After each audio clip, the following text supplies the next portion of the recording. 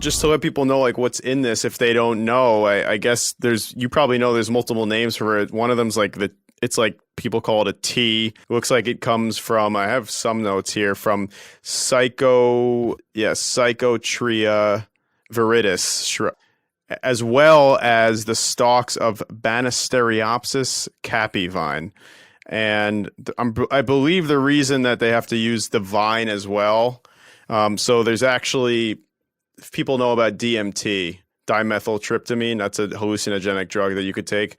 Apparently, from what I read, the bioavailability of DMT on its own is pretty low. Everyone knows DMT from Joe Rogan because he takes it daily. And the bioavailability is pretty low for DMT. But because it's broken down by enzymes in your liver and your GI tract called monoamine oxidases. But when you combine the vine in with the shrubs, that has inhibitors of the enzymes, allowing increasing the bioavailability and then increasing the effects of the drug. So then it can then affect your central nervous system, cause hallucination. Can't fucking speak anymore. Hallucinations. I'm Sean Connery. Sean Connery has hallucinations from ayahuasca. Sean Connery has hallucinations from ayahuasca. I am alien Sean Connery, and I'm having a hallucination. Is that Alan Rickman from Harry Potter? Oh my god. Flipendo. Avada Kedavra. Doesn't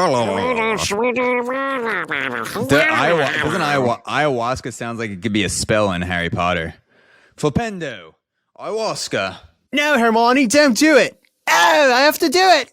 Ayahuasca. But yeah, I basically found the same thing when I was looking up what ayahuasca actually is. So like you said, ayahuasca is the combination of the leaves from one plant, which is Psychotria viridis, also known as chacruna. Yep. A lot of people call it chacruna. And the vines, which are the Banisteriopsis capi, which is the actual ayahuasca vine. So it's the ayahuasca vine mixed with the chacruna. And it's interesting because the ayahuasca vine has the DMT. Yeah.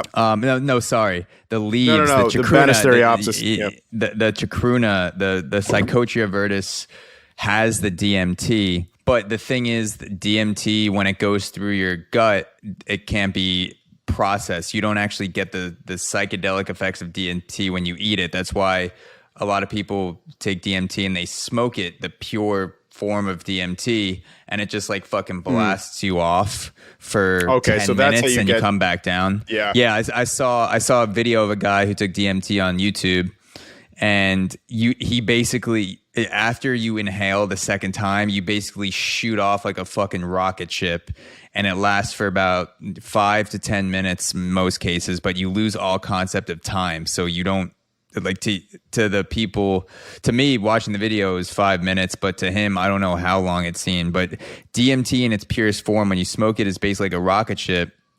But since the DMT is in the chacruna leaf, the ayahuasca has an inhibitor that inhibits the gut enzymes that break down DMT. So the chacruna combined with the ayahuasca is the perfect brew for kind of this extended release DMT orally. It's almost like smoking weed versus the edible. When you smoke weed, you get more of an immediate hit. It can feel much more intense, whereas the edible, it can last longer.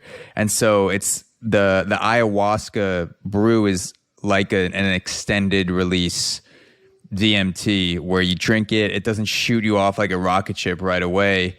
It lasts, the trip peaks at around an hour for most people, and then it lasts for 4 to 6, and together they make this magical brew, and people describe it as thick and bitter, and the dosage depends on your experience and body boiled, weight. Right? It's boiled. They boil the leaves. Boiled in water or something. Yeah.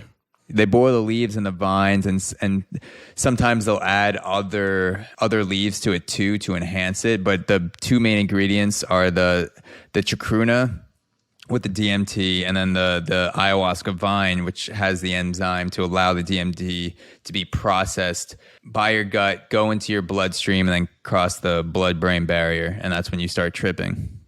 Yeah, and apparently there's like a SIG1 receptor that binds DMT. There's benefit, like there's cellular benefits. Apparently, these are in vitro studies, I think, just like in like a plate of cells. Like there's neuroprotective effects of DMT. There's slow degeneration. The chemicals from the vine can be like anti-inflammatory, protective. There's increased BDNF, which is a brain-derived neurotropic factor. Like there's actually like beneficial effects of this drug. This isn't to be taken lightly though, because there could be potentially lethal effects rarely from this, but there are beneficial effects from the chemicals.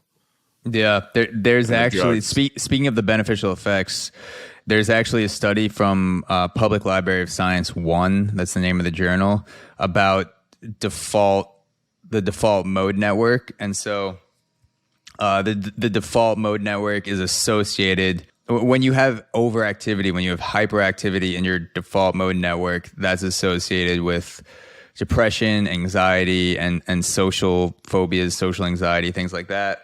And so this is a quote from the study in PLOS 1 about ayahuasca. And it says, altogether, our results support the notion that the altered state of consciousness induced by ayahuasca, like those induced by psilocybin, meditation, and sleep, is linked to the modulation of the activity and connectivity to the DMN, which is the default mode network. So saying that the reason that they think ayahuasca leads to this sense of peacefulness is because it reduces that constant monkey mind, which is the default mode network, which is constantly running all the time. And it's your ego. It's a thing that identifies you with everything. And then ayahuasca can kind of shut that off. And other psychedelics do it too, where you can observe your own thoughts and observe your emotions and your state without being directly tied to them. And that comes from the decrease in the activity in the default mode network.